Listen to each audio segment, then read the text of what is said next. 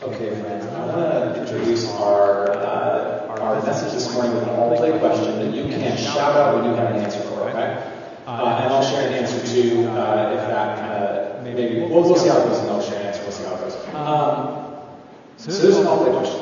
Is there a thing that you think, you believe with all your heart, that if everyone else did the way that you do it, or thought about it the way you think about it, or whatever, the world would be 100 times better?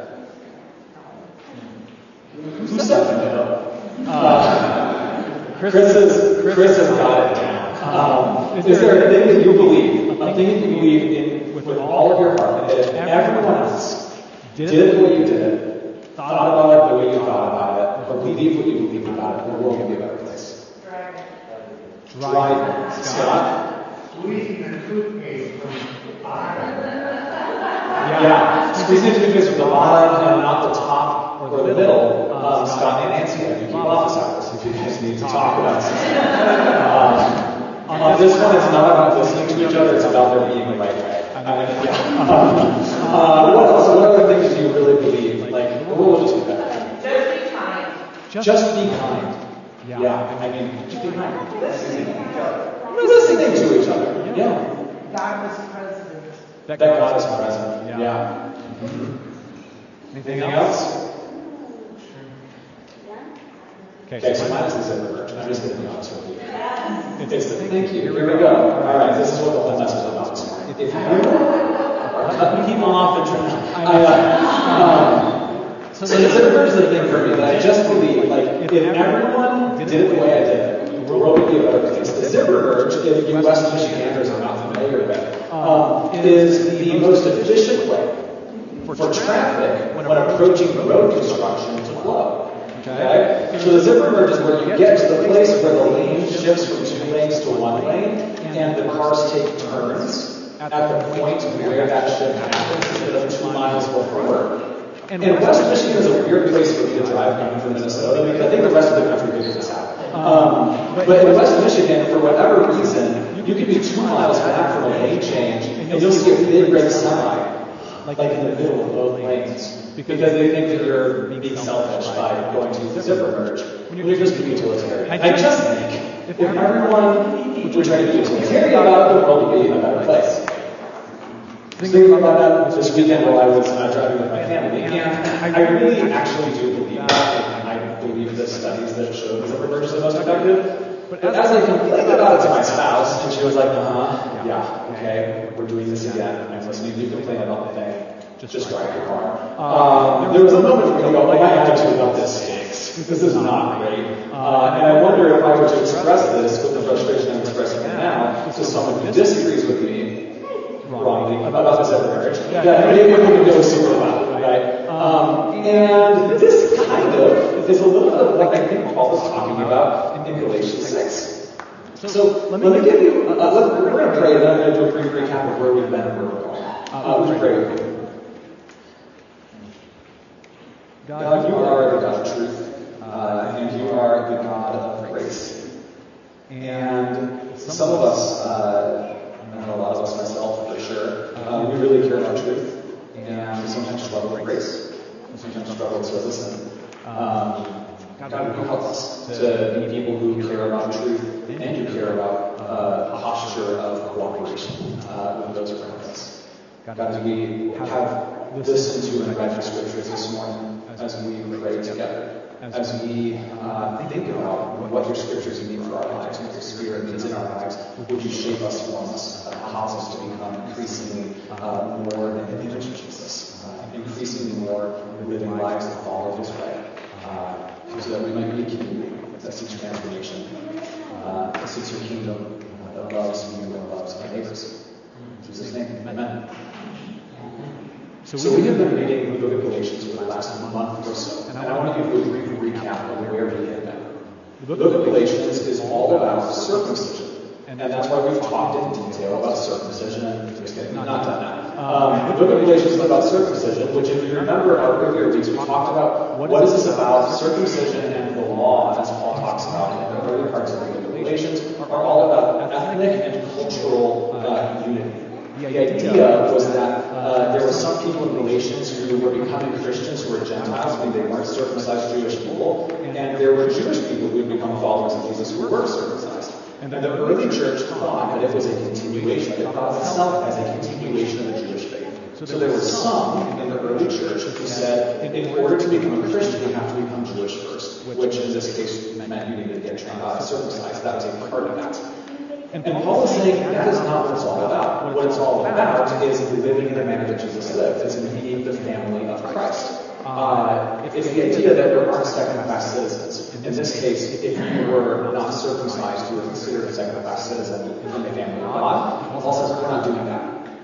I loved Alyssa's sermon last week. If you listened to her sermon, it was really wonderful, and I loved one of the ways how she drew out this important distinction in Paul's closing argument, which was about the works of the flesh and the fruits of the Spirit.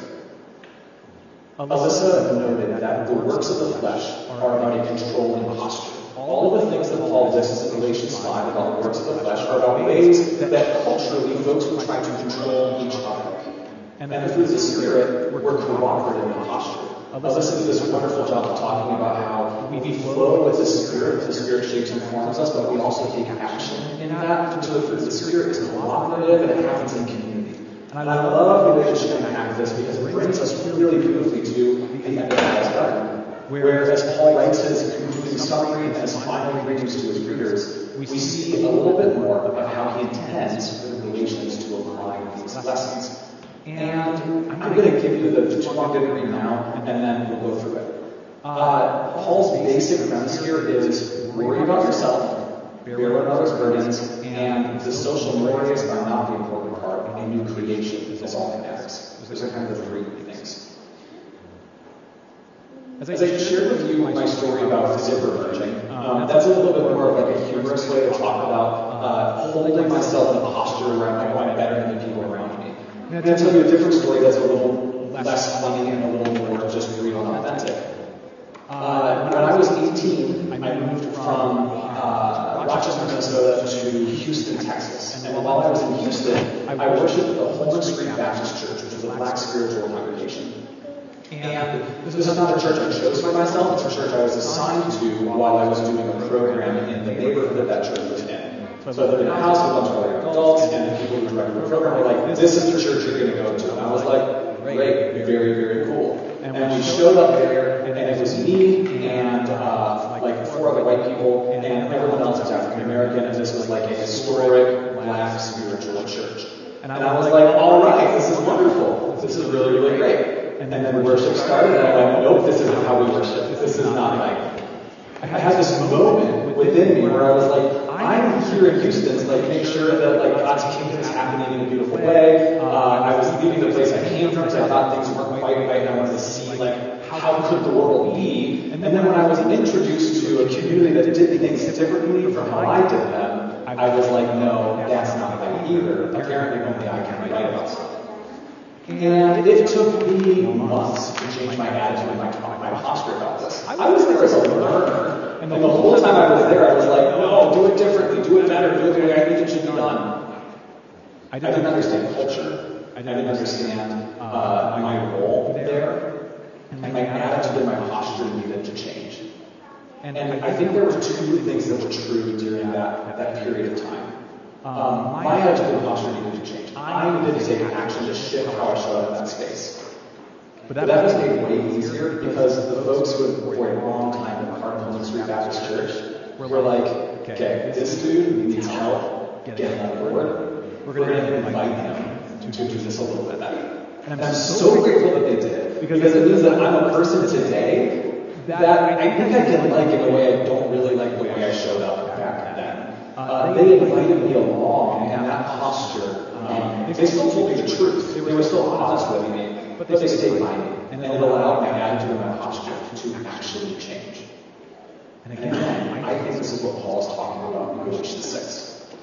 I love this phrase from him in verse 15, where he says, for neither circumcision nor uncircumcision, the cultural thing they're talking about, neither of these are anything, but a new creation is everything. So if social alignment isn't the goal, and a new creation is the goal, how do we address that? And this is where Paul says, test your own work and bear one another's burdens. Or the way Jesus puts it is, do not judge, or you too will be judged. For in the same way you judge others, you will be judged. And with the measure you use, it will be measured to you. And if I'm going to just put this in like contemporary language for us, I might say the same thing I say to my kids, and it needs to be said to me sometimes. Worry about yourself. Okay? Very concerned with how other people are showing up, but do you know how you're showing up? This is the kind of thing, if you don't have kids, you might say to your kids, if you've ever had a teacher, they probably have said it to you. I need to be said to me often. Worry about yourself here, and let other people show up in the way that they should show up.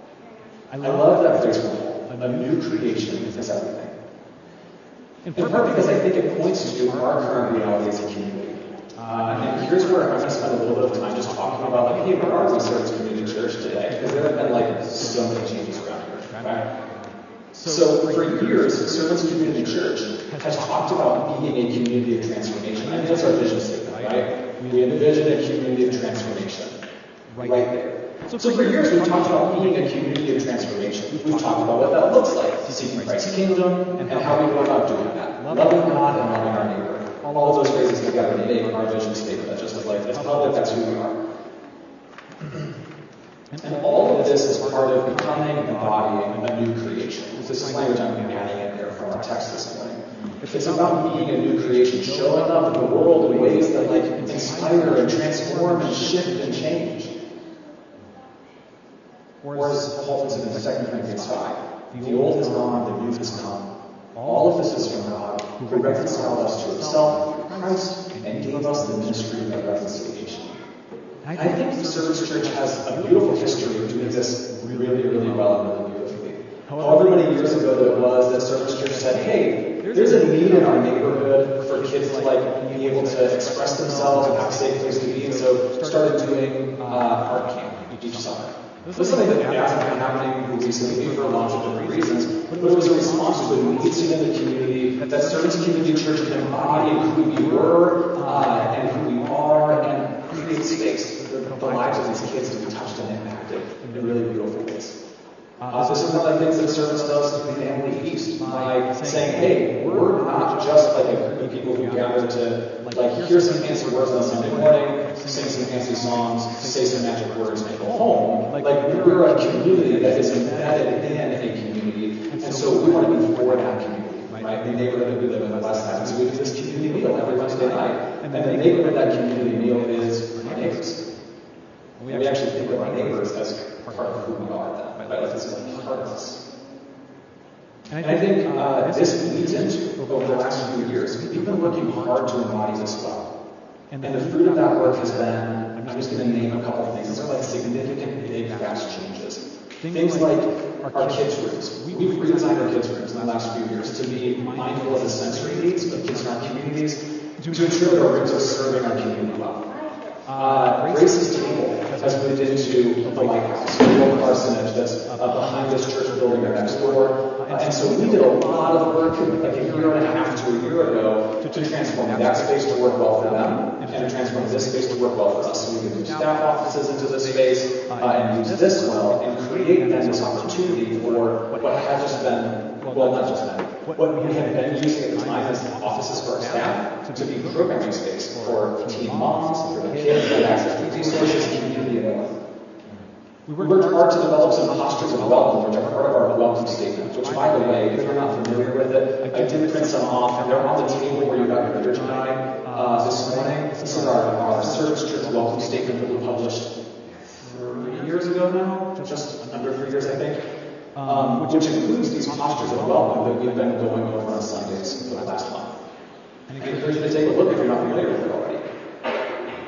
We've been working over this last year to create an increasingly accessible sanctuary space and worship opportunity for folks to make sure it's accessible. That's part of why we have these platforms that we're trying to use for our stage space. Part of why we've had some air conditioning in here for both Sunday morning and Wednesday night and other times too, to make sure people are safe, comfortable, and have good access to this space.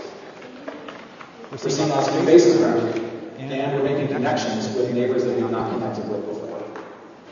There has been a lot of change in just a few short years. And I made these things, and this is not to say that we have not made as a community any mistakes along the way. But our goal has been, the work has been aligned with the movement of God's Spirit, but we've tried to have our work aligned with the movement of God's Spirit. We've worked hard to come alongside of. And I want to name that change is hard. And it's particularly hard when we are seeing rapid change in a short amount of time. Physically, like you can see, you come in here on a Sunday morning, you're like, oh wow, the platform has changed. It's significantly different. Oh wow, there's air conditioning all of a sudden. Oh wow, our art looks different. Oh, our welcome space is different. I mean, this has been pretty rapid, and that can be shocking to the system. What I know about Servants Church and our shared history is that this community has changed substantially over the years. But it's been over the course of many years. I also know that in the last couple of years, that change has been taking place at an accelerated pace, which has happened at times in our history, but whenever it happens, right, an accelerated pace feels shocking. And I want to offer that while I really do believe the work we're doing right now is aligned with our long history, that doesn't mean that it's been easy. And again, it doesn't mean we haven't made any mistakes along the way. So for us, I want to name two major categories of change that we're experiencing in our community. And I'm promising them to around how this is connected with our text. So our two major changes are our physical space and the faces we see in our community. Okay, these are two major changes we've experienced in my last, especially year. As an aside, because I don't know how to do this in a well-connected message, I'm just going to add it here. We're starting to take nominations for consistory, and the consistory is our board of elders and deacons. And if you prayerfully are thinking like, hey, there's someone I think would be really great to be in leadership, especially as we're dealing with major significant changes as a community, just encourage you to nominate them.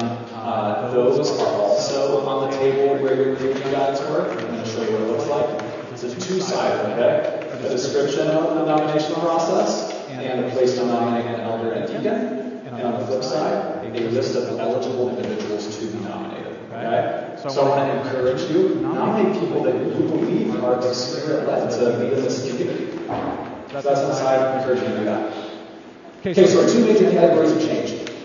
Physical space and who's around. If we talk about physical space first, I'd like to offer that our physical space is changing in ways that are mission aligned and according to goals that we've set out over time.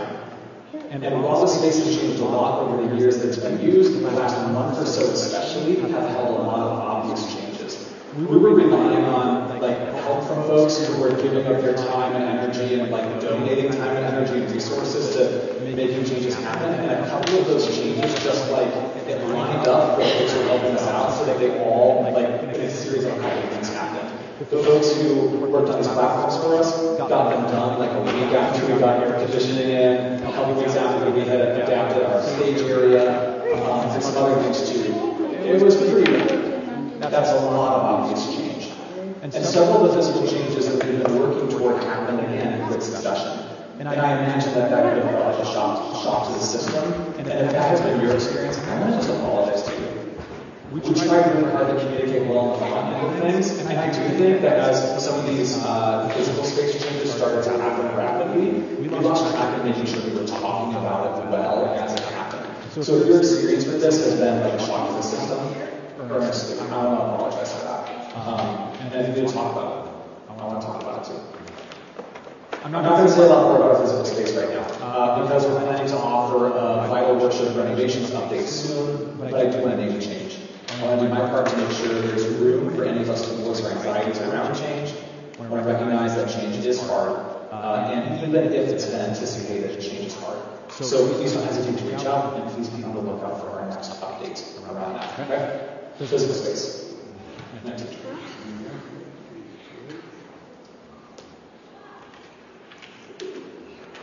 Another major change that we've been experiencing as a community over several years, but again, especially recently, is this change in the faces that we see on a Sunday morning. Who's around?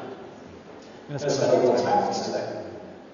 Our congregation has grown and shifted in recent years, and the culmination of that growing and changing is playing out before our eyes right now. And to put it in perspective, in January, we welcomed 13 new members to Servants Community Church. In August, we're hosting this Sunday service. And I'm anticipating 10 to 15 newer folks around here that are going to be participating in this Sunday service and potentially becoming members afterwards. That's a lot of growth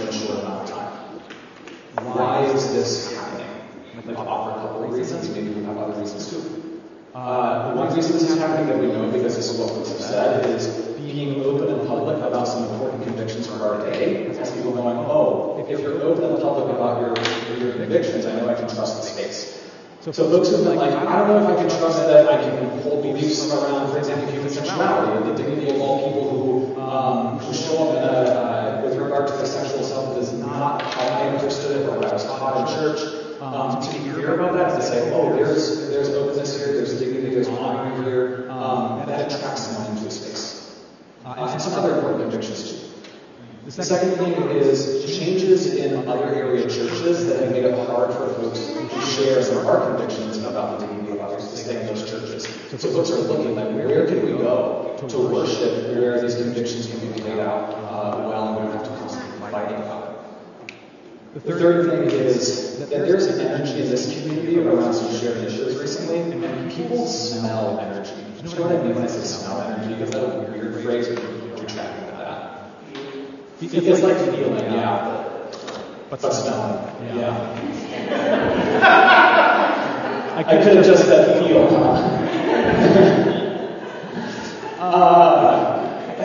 the feeling of it that I'm looking for is a great feeling. But it is. Feel is closer than smell. Yeah. If you missed that, and just smell.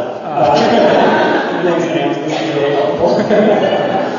But anyway, it's like a feeling, right? You can feel the energy, you can feel the vibe. You're like, oh, there's something kind of moving here. And when that resonates for you, you want to be a part of that.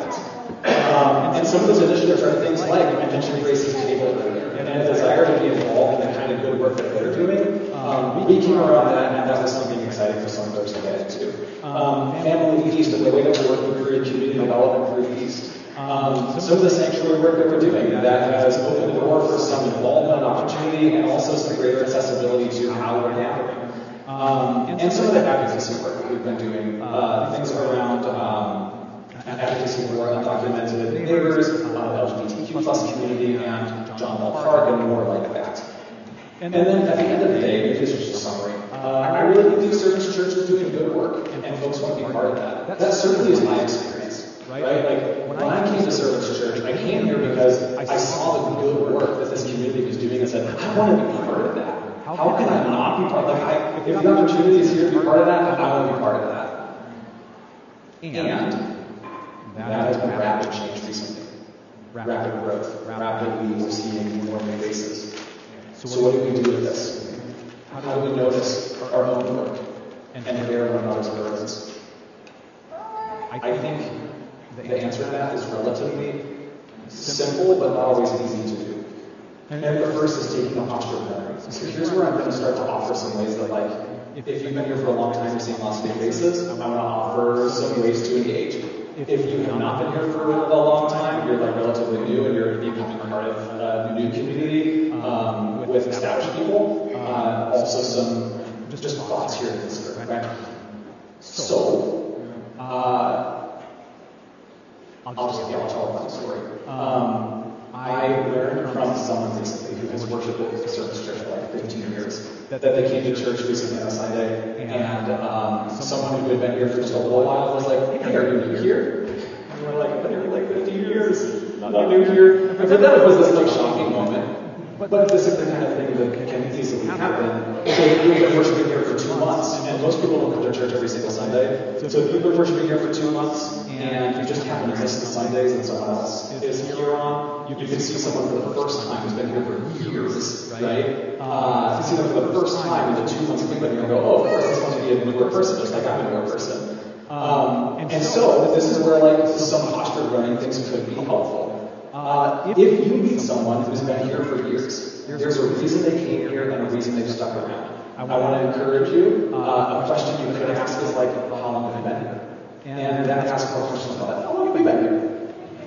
You can ask about it. If you're new here, I want to encourage you to listen to their stories. What can you learn from the folks with long history in this place? What values and views this community that you could spend time listening to and learning to love as well? Now, if you've been here for a while, and then you meet someone who just recently made service their home, or maybe they're just checking it out, there's a reason they're here now. You can ask them about that. If you've been here for a while, I really want to encourage you to listen to the stories of your folks. What about this place, this community has resonated with them? What gifts do they have to offer? And what can we learn from them? And this is where I just got a couple scripts that might be worth trying out. You could try, how long have you been around here?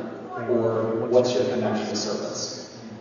You may not need this, but I need, here's my list of questions I can actually ask so I don't stumble over my words, okay? How long have you been here? What's your connection to service? One of my favorite questions to ask is, what's something that you would really like for me to ask you about? That question is juicy. It's really great. What's something that you want me to ask you about? Because when they tell you that, you're like, okay, we can dig in now, for whatever that's worth.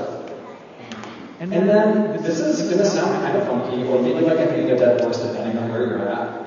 I want to ask you to please consider participating in Discovering Servants. Discovering Servants is not just for new people, okay? Discovering Servants is an opportunity to build community, and it's one way that a bunch of new people are going to be in a room. And if you've been here for a while, you can get in that room too and hear stories. Can you just throw your hand up if you've been Discovering Servants in the last couple of years? What percentage of that time was spent with me going, here's the Service Community Church is and what we're all about? And what percent of that time was spent with you saying, here's part of my story? You just had to guess at me. 28. Okay. 28. We're going to go with that number. That's a much more generous number than I was thinking, but we're going with it, okay? 28. 20% of the time is me or someone else saying, hey, here are some of our values at Service Church. 80% of the time is us saying, what's your story? And hearing each other's stories. You want to meet some new people, you want to get to know folks, show up to Discovering Service, August 3rd through the 24th, Sundays after church. And let us know if you're coming so how much do we make. And the last thing on this is we're trying to plan for some community connection opportunities. Ways to help facilitate meeting and connecting with new faces. If you have ideas for how to do that well, or you want to be involved in helping plan any of those times, reach out. I would love, I know our leadership team would love your help with that. We'd love to work through that together. If you have ideas about how to do that well, please reach out so that we can talk through that. Because what this, for many of us, really boils down to is change is hard. This is what the Galatians church was doing. Change is hard. A shifting, shaping, growing community is hard. But when they stuck through it, when they learned to listen, when they learned to worry about how I'm showing up and be curious about what someone else is bringing into the space, a really beautiful new thing began to happen. A new creation is everything. And I would also offer that that new thing was consistent with the long history of God's people over time. And I'd like to offer that if we can do that here too, what happens may also be consistent with what happened in Service Community Church over its history. So those are just some things I'd like to offer there for consideration. I want to wrap this up by just reading again these postures of welcome. These are, again, if you don't have a copy of this yet, I would love to encourage you to grab one at some point here. This is our welcome statement. At the end of our welcome statement, we have 3 postures of welcome. And those postures of welcome are these. We trust each other's stories. We're each a work in progress with varying perspectives on important topics. We seek to follow Christ's command to love God and neighbor and do our best to be well informed, and yet we're just still learning. We trust that apart from God, each person is the best source of knowledge regarding their own stories. We trust and encourage each other to listen to the Spirit. We commit to a learning posture when personal stories are shared. Our second posture is we take up each other's causes. When a member of this community suffers, we all suffer. When one of us celebrates, it's cause for all of us to celebrate. And therefore, we dedicate ourselves to one another's well-being, offering support, showing care, and creating pathways toward a bright, just, equitable future. And that last posture is that we welcome transformation. By committing ourselves to follow Christ's teaching and living into these promises, we anticipate reflecting God's image even brighter than before as we continue growing into the people God has created us to be. Just encouraging you to lead into those postures. And one thing I didn't write down that I meant to write down, sit somewhere else next week. Just whatever it's worth. Try it out. Sit somewhere else next week and see what happens. maybe you are too far, way too far. You're right, Ryan. Sit wherever you're normally sitting. Friends, I feel really grateful to be part of this community. I'm really grateful for the way I've been embraced in this community, and I hope to embrace others in this community in the same posture. So thank you for being who you are. Thank you for being the community God has called you to be, called us to be. I'm eager to see what God is doing with us as we continue forward together.